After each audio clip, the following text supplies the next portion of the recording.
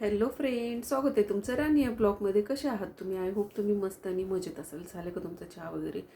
मी आता green tea घेतली आणि बसली आहे व्हिडिओ बनवण्यासाठी. तर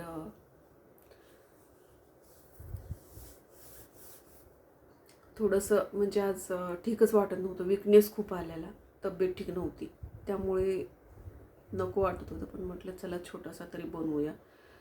आणि विकनेस आलं आहे अचानक, काय माहिती का. आणि असा खूप असे म्हणजे नाही का पेन होते, सुस्ती, डोळे हे झाल्यासारखे झाल्यात. आराम केला आणि आता कुठं जाऊन थोडंसं ठीक वाटते. सकाळी पण बराच वेळ आराम केला मी, कारण आज सकाळी लवकर उठलेच नाही. आराम वगैरे केला आणि आराम झाल्याच्या नंतर उठून फ्रेश वगैरे झाले. मग नंतर चहा घेतली. असा दिवस गेला आणि परत मला काहीतरी मुलांनी जिमवरून आल्यानंतर सांगितलं की समोरच्या म्हणजे माझ्या समोरच्या बिल्डिंगमधला एक मुलगा, लहानच आहे, असेल काहीतरी 10-12 वर्षाचा, तो रात्री गेला. तर कशाने गेला तर शॉक बसला त्याला. घरामध्येच बरं का, बाहेर कुठे नाही, घरामध्येच कसाचा तरी शॉक बसला त्याला. एवढी डिटेल्स काही नाही आहेत, तुम्हाला माहिती आहे. कोण विचारायला जात नाही आणि कुणी असं जास्त हे करत नाही. आता मुलांनी सहज तिथं गर्दी दिसली म्हणून विचारलं, तर सांगितलं की असं असं झालं आहे म्हणून. बस, मग परत जास्ती काही माहिती नाही आहे. आणि मी तर तुम्हाला सांगू का, खरंच मी कुणाशी बोलत नाही आहे, म्हणजे तसं असं काही कुणाशी वाद नाही आहे माझा. परंतु ओळखी नसतात आणि मी नाही जास्त आता पहिल्यासारखं कुणाकडे लक्ष देत किंवा कुणाकडच्या ओळखी करण्यामध्ये जात नाही किंवा कुणाला जास्त बोलत नाही आणि जास्त चौकशा करायला मला आवडत पण नाही. खरं ते सांगते. आत्ताच नाही, मला पहिल्यापासून आहे की मी कुणाच्याही जास्ती चौकशा करत नाही. म्हणजे पर्सनल लाईफमध्ये घुसत नाही. तुमच्या घरामध्ये कोणच राहतं, तुम्ही कुठे जॉब करता, कुठे राहता, काय खाता, काय पिता किंवा वगैरे वगैरे. आता तुम्ही समजून जा, बायकांना किती नाद असतो चौकशा करायच्या. तर तसा प्रकार मी कधीच करत नाही, पहिल्यापासून नाही आहे. नाही, मला कुणी विचारलेलं मला आवडत नाही बरं का. ती पण सांगते तुम्हाला, मी कुणाच्या चौकशा करत नाही, मला कुणी विचारू नये असं मला वाटतं. कारण की ज्याची त्याची लाईफ असते. कुणाला काही गोष्टी शेअर करायच्या असतात, कुणाला काही गोष्टी शेअर करायच्या नसतात. जो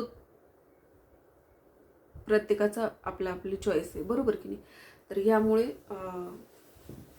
मला थोडंसं ते चुकीचं वाटतं की लय कुणाच्या घरातल्या कुठाने करायची, चौकशा करायच्या नाही. हाय हॅलो, जेवण झालं का, बस इथपर्यंतच माणसाचा संबंध असावा. खूप जास्त खोलवर जायची आपल्याला गरज नाही. आणि तसंही आपण त्यांच्या घरातलं जाणून घ्यायला, मला असं म्हणायचं की का आपली तिथं द्यायची असते तिथं जास्ती चौकशा करा, बरोबर की नाही. किंवा कुणाची आपल्याला करून आणायची असते आपल्या घरात सून म्हणून, त्या घराच्या आपण जास्त चौकशा कराव्या.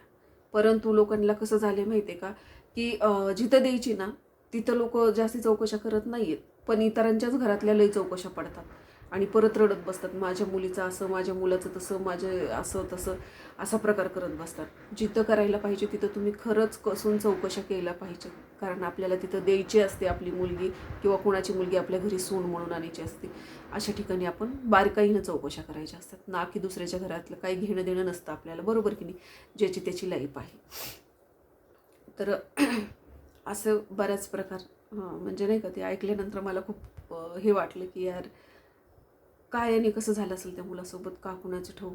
पावसाळ्याचे दिवस आहेत, घरात मुलं काय करतात काही नाही ह्याच्याकडे घरातल्या आईचं लक्ष देणं काम आहे. किंवा घरात मोठे भाऊ बहीण असतील, त्यांनी वडिलाची पण जिम्मेदारी तेवढीच आहे. परंतु पुरुष आता जिम्मेदारी झटकून टाकतात की मी ऑफिसमध्ये असतो, मी कामात असतो, मी इकडे असतो, मी तिकडे असतो, असं होतं.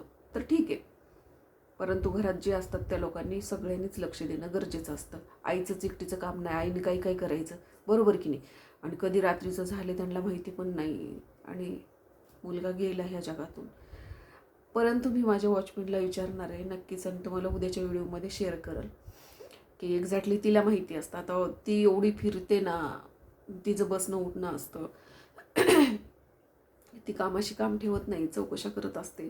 तर मी तिला नक्कीच विचारेन आणि मला पण चौकशी करायची म्हणून विचारणार नाही आहे. नेमकं रिझन काय होतं, चार्जिंगला लावून तो मोबाईल यूज करत होता का किंवा दुसरा काही प्रकार घडला का, हे मला जाणून घ्यायचं आहे. कारण ना, माझ्या घरात माझा मुलगा, मी तुम्हाला दाखवेल गपचूप त्याची थोडीशी शूट करून, तो मोबाईल चार्जिंगला लावून कंटिन्यू मोबाईल वापरत असतो घरी आल्यानंतर. संध्याकाळी घरी येतो ना तेव्हापासून तो असं म्हणजे जेवायला उठवून म्हणावं लागतं आणि मोबाईलच्या चार्जिंगला लावतो आणि यूज करत राहतो. किती ओरडते मी, पण तो ऐकतच नाही. सारखं त्याच्याकडे लक्ष द्यावं लागतं, सारखं जाऊन त्याला बोलावं लागतं. तर आपण जर जाऊन उभा राहिलं आणि रागाने बघितलं ना त्याच्याकडे, तरी तो लक्ष देत नाही. ज्या वेळेला आपण बोलन तोंड वाजवल त्याच वेळेला तो त्याचं चार्जर काढतो मोबाईलचं आणि मग यूज करतो. मी त्याला म्हणत असते एखादा घंटाभर दुसरं काहीतरी टी व्ही बघ, टी व्हीवरती काहीतरी बघ, दुसरं काहीतरी काम कर. एखाद्या घंट्यामध्ये जेवढा होईल तेवढा यूज करता येतो तुला, पण नाही. तुम्हाला सांगते कंटिन्यू कधी पण बघायचं. दिवसभरामध्ये बघा, तुम्हाला सांगते सकाळी आणि दुपारी जेवायला आल्यानंतर पण त्याचं तसंच असतं आणि संध्याकाळी पण त्याचं तसंच असतं. तिन्ही टाईम तो मोबाईल चार्जिंगला लावून यूज करत असतो. त्याबद्दल मला जाणून घ्यायचं आहे. बाकी मला कुणाचं म्हणजे नाही का असं डोकवायची सवय नाही आहे. जर तसं काही असेल ना तर मग माझ्या मुलाच्या मागे मला चांगल्या पद्धतीने लागावं लागेल. रात्री पण फ्रेंड्स मी जेव्हा वेळेला झोपत असते ना तर एकदा दोनदा मी अक्षरशः दचकून उठते आणि जाऊन चेक करत असते, तो जागा आहे का, किती वेळ मोबाईल यूज करतोय, चार्जिंगला लावलेला आहे का, चार्जिंगचं बटन ऑन आहे का, हे सगळं मी जाऊन बघत असते. आणि शेवटचं जेव्हा मी वॉशरूमला जाऊन येते आणि झोपायचं आता उठायचंच नाही आहे, त्यावेळेला मी त्याचा मोबाईल त्याच्याजवळून बाजूला ठेवणं, त्याच्या कानातले हेडफोन काढणं आणि ते स्विच बंद करणं चार्जरचा. आणि मग मी रिलॅक्स झोपते. तुम्हाला सांगते मी रिलॅक्स झोपूसुद्धा शकत नाही. झोपीतनं जेव्हा बी मी वॉशरूमला उठते त्या वेळेला मला त्याला जाऊन चेक करावं लागतं. अशी परिस्थिती आहे माझ्या घरातली आणि कदाचित सगळ्याच्याच घरात असेल, तो विषय वेगळा आहे. परंतु मला तर पर्सनली खूप लक्ष द्यावं लागतं आणि माझ्या मुलाला मला असं वाटतं आता मोठे झालं आहे ना तर थोडंसं तरी समजून घ्यावं मम्मी काय म्हणते, किंवा तिला किती त्रास होतो तिला 4 वेळा येऊन चेक करायचं. एकदा सांगितले आपण की जेवताना मोबाईल नको बघू तर नाहीच बघावा. एकदा सांगितले मम्मीनं चार्जिंगला लावून यूज करू नको तर नाहीच करावा. परंतु नाही, तुम्हाला सांगू का, ते चालूच असतं. त्यामुळे मला ते जाणून घ्यावं लागेल आणि मी तुम्हाला पण नक्कीच उद्याच्या व्हिडिओमध्ये शेअर करेल की खरंच एक्झॅक्टली त्या मुलासोबत काय घडलं आणि कसं घडलं, कशाने त्याला शॉक बसला हे मला जाणून घ्यायचं आहे. का घ्यायचं आहे ते तर रिझन मी तुम्हाला सांगितले. आणि आणखीन एक प्रकार म्हणजे तुमच्याशी मला शेअर करायचं आहे. एकच मिनिट. हां, तर ते मी जे व्हिडिओ टाकलेला आहे ना महिलेवरती बलात्कार झालेला, तर त्याच्या वरती बऱ्याच जणांनी आता यूट्यूबवर व्हिडिओ बनवलेले आहेत. तर कोण काही माहिती देते त्याच्यामुळं आपण कुणावरती विश्वास ठेवू शकत नाही. परंतु एवढं मात्र खरं आहे की त्याच्यावरती अत्याचार झाला आणि मेन म्हणजे कॅमेऱ्यामध्ये ते कैद झालं की त्यांनी जे प्रकार केला ना महिलेसोबत कुणी केलं आहे हे कॅमेऱ्यामध्ये तिथे कॅमेरा बसवलेला होता आणि त्या कॅमेऱ्यामुळे ते पकडले गेले. एवढं मात्र मी तुम्हाला कन्फर्म सांगू शकते. आणि तिच्यासोबत ॲक्च्युली त्याच लोकांनी केलं होतं. बाकीचा जो जुना महाराज होता म्हणजे जो बऱ्याच वर्षापासून जे महाराज होते ना ते महाराज तिथं नव्हते, हे नवीनच लोक आलेले होते. मला त्या महाराजांचे स्वतः मी व्हिडिओ बघितला की त्यांनी असं म्हणजे जे मीडियावाले गेले होते त्यांना ती सांगत होते. तर त्यांनी ते कुठेतरी गेले होते बाहेर देवदर्शनासाठी, बाहेर गेले होते म्हणजे बाहेरगावी गेले होते, आउट ऑफ स्टेशन गेले होते. आणि ते मग हे लोक तिथं आलेले होते. तर हे लोक त्यांना म्हणे की तुम्ही जाऊ शकता, आम्ही आहे तिथं, लक्ष देऊ म्हणे. आणि ते लोक तिथं नवीनच आलेले होते. तर ते असंच काहीतरी कांड करण्यासाठी आलेले होते का ना, त्या महाराजांच्या ओळखीचे नाही आहेत. परंतु आता बघा लोक कसे आहेत, दोन्ही साईडनं बोलतात. जनतेचं काही तिथल्या जनतेचं असं म्हणणं आहे की त्या पण महाराजावरती गुन्हा दाखल व्हायला पाहिजे. तो तिथं नव्हताच तर त्याच्यावरती गुन्हा दाखल व्हायची संबंध येतो कुठून. आणि त्याला ते कोण आहेत माहिती नव्हतं. ते साधू वगैरे येतात त्याचं असं म्हणणं होतं की कुणी पण येतं इथं राहतं तर आपण कुणाला काही म्हणू शकत नाही असं त्याचं म्हणणं होतं. आणि ते राहिलेले होते. मग ते आम्ही आहे एवढं म्हटले म्हणून मी गेलो. तर असं करतील मला काय माहिती, ओळखीचे नाही आहेत किंवा मला माहितीचे नाही आहेत, त्यांच्या संदर्भात कुठलीही माहिती त्या महाराजांना नव्हती. ती महाराज वयस्कर आहेत ते पण सांगते. 60 तरी त्यांची एज असेल बघा, 60-65 एज असेल. ती वयस्कर माणूस आहे आणि चांगला माणूस आहे. तो घाबरलेला आहे. तो एकटा माणूस आहे, एकटा जीवन जगतोय मंदिरामध्ये राहून. तिथं कोणी ट्रस्टी नाही किंवा कुणी नाही. तो जे लोक तिथं दर्शनाला जातात काही दक्षिणा देत असतील, टाकत असतील, त्याच्यावरतीच तो जगतो. परंतु त्यांना आत्तापर्यंत एवढ्या वर्षामध्ये कुठलेही प्रकार त्याच्यात तो असताना घडला नाही, तो नसताना घडला आहे. त्याच्यात त्याची काही चुकी आहे, बरोबर की नाही? हां, न्याय मिळायला पाहिजे ह्याच्याशी सहमत मी पण आहे. परंतु न्याय कशा पद्धतीनं भेटायला पाहिजे हे पण मी त्या व्हिडिओमध्ये सांगितले. आणि सगळेच राजकारणीय लोक तसे नसतात. काही असतात ना दिघे साहेबांसारखे. दिघे साहेबांनी किती छान पद्धतीनं त्यांच्या काळामध्ये काम केलेलं आहे, किती महिलांना त्यांनी सुरक्षित ठेवलेलं आहे, किती महिलांना त्यांनी न्याय मिळवून दिलेला आहे, किती महिलांसाठी त्यांनी काय काय कामं केलेली आहेत. तर खरंच अशा माणसांची गरज आहे. म्हणजे ज्या लोकांना न्याय भेटत नव्हता, त्यांच्यावर अत्याचार झालेले होते, ते कोर्टातून निर्दोष सुटल्याच्या नंतर दिघे साहेबांनी त्यांना सजा दिलेली आहे, जर त्यांच्यापर्यंत ते प्रकरण गेलेलं आहे तर असेच पाहिजेत लोक. सगळेच राजकारणी लोक तसे नसतात, काही दिघे साहेबांसारखे सुद्धा असतात.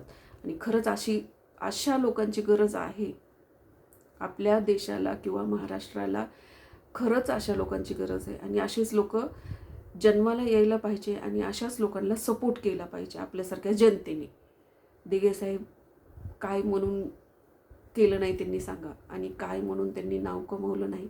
राजकारणात असून सुद्धा त्यांनी जनतेसाठी जास्त विचार केला आणि जनतेला जास्त न्याय दिला आणि जनतेसाठी लढले आणि जनतेसाठीच त्यांनी जे काही करायचं होतं ते सगळं केलं होतं.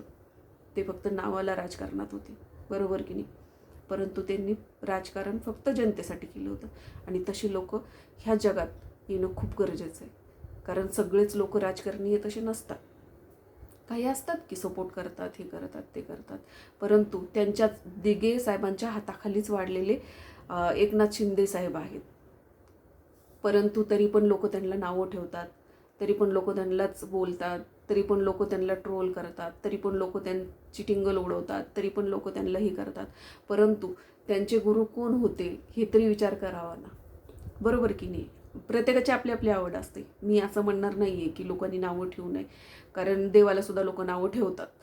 हा तर साधारण माणूस आहे आणि त्यालाही नावं ठेवणारच, विषय तो नाही. परंतु मला असं म्हणायचं की खरंच आपल्याला म्हणजे माणसं ओळखता आली पाहिजे, माणसांना विश्वास ठेवता आला पाहिजे आणि तशी माणसांना आपण जपलं पाहिजे. कसे की ज्यांच्या संस्काराखाली वाढलेले आहेत.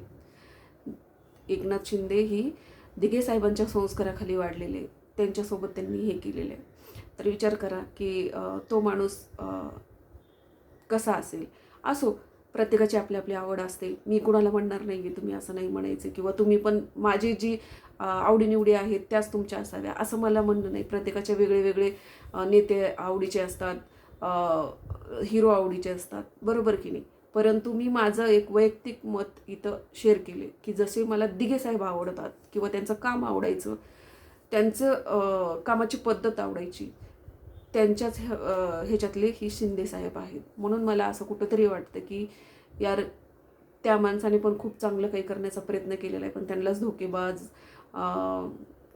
चोर, हे ते काही काही म्हणलेले आहेत. परंतु मला राजकारणाशी काही जास्त घेणे देणं नाही किंवा मला कुणाशी काही घेणे देणं नाही. एक माणूस म्हणून मी एक विचार केला की माणूस चांगला आहे बाबा तो, कारण की तो त्यांच्या हाताखाली वाढलेला आहे.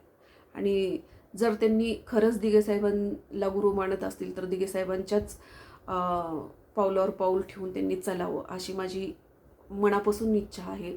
आणि मला पण मनापासून असं वाटतं की दिघे साहेबांसारखंच त्यांनी काम करावं, दिघे साहेबांसारखंच त्यांनी जनतेसाठी न्याय कसा देता येईल याचा विचार करावा. आणि सगळ्यात जास्त करून महिला कशा सुरक्षित राहतील आणि महिलांना कसं सुरक्षित बनवता येईल किंवा महिलांना पटकन कसा न्याय मिळेल या गोष्टीकडे नक्कीच एकनाथ शिंदे साहेबांनी लक्ष दिलं पाहिजे, एवढीच अपेक्षा करते मी. कारण ना खूप महिला असुरक्षित आहेत आणि महिलांवरती अत्याचार होत आहेत. परंतु हे कुठंतरी बदलायला पाहिजे आणि दिघे साहेबांसारखा न्याय देणारा व्यक्ती ह्या जगामध्ये जन्माला यायलाच पाहिजे. तुम्हाला काय वाटतं फ्रेंड्स? तुम्ही पण तुमचं मत इथं मांडू शकता. जे असेल ते असेल. मी असं हे नाही आहे की माझं असं कोणालाही म्हणणं नाही आहे की मी ज्याला पसंत करते त्यालाच तुम्ही हे करावं, असं नाही आहे. ज्याचं त्याचे प्रत्येकाचे आपले आपले वेगळे वेगळे नेते आवडीचे असतात. माझे तर मी तुम्हाला स्पष्टपणे येतं मी सांगते, मला कुणी काही म्हणायचं आहे ते म्हणा. माझ्या आवडीचे सगळ्यात पहिला जर नेता असेल तर तुम्हाला सांगते, आपले भारताचे पंतप्रधान मोदी, आणि त्याच्यानंतर जर माझ्या आवडीचे नेता असतील तर तुम्हाला सांगू का, बाळासाहेब ठाकरे. ते हे जगात नाही आहेत, परंतु तरी पण मी त्यांना मानते आणि ते मला खूप आवडायचे. आणि मी माझ्या लाईफमधलं पहिल्यापासूनचं मतदान फक्त शिवसेनेला होतं. ते कुठेतरी जाऊन बदललंय. का बदललंय त्याच्यामागचे बरेच रिझन येतं. परंतु तुम्हाला सांगते, मी जेवढे बी आत्तापर्यंत मतदान केले, एकही मतदान सोडलं आत्ताचं गेलेलं, तर जेवढे बी मी आत्तापर्यंत मतदान केले ना, ते सगळे मतदान माझे शिवसेनेला आहेत, फक्त आणि फक्त बाळासाहेबांमुळे, बरं का.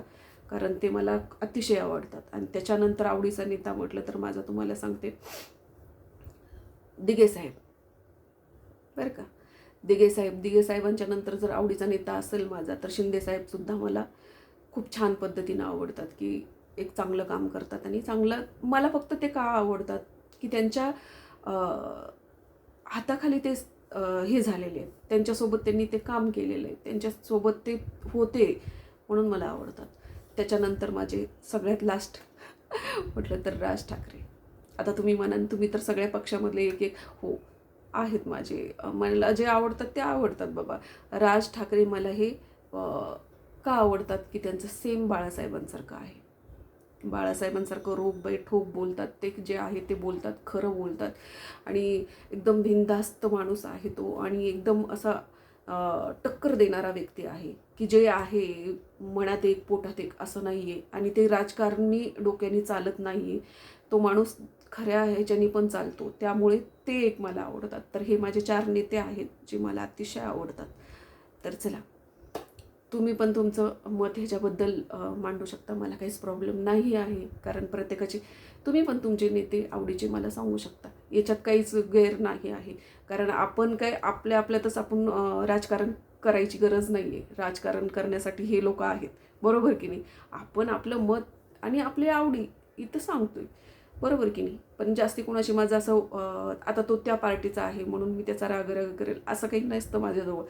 जे त्यावेळेला आहे ते आहे, सोडून द्यायचं आणि पुढे चालायचं. कारण ना, राजकारण करणारे ते एकत्र येतात, एवढे कट्टर दुश्मन असतात, परंतु राजकारण झाल्याच्या नंतर, इलेक्शन झाल्याच्या नंतर ते एकत्र दिसतात आपल्याला, आणि आपण एकमेकांचे दुश्मन होतो, बरोबर की नाही. जनता एकमेकाची दुश्मन होते. मग जनतेला पण समजायला पाहिजे, हे फक्त राजकारणापुरतं आहे ह्यांचं. म्हणजे ट्रोल करणं, हे करणं, एकमेकाला बदनामी करणं, एकमेकाचं ते फक्त जागा मिळवण्यासाठी असतं. ते तात्पुरतं राजकारण खेळतात.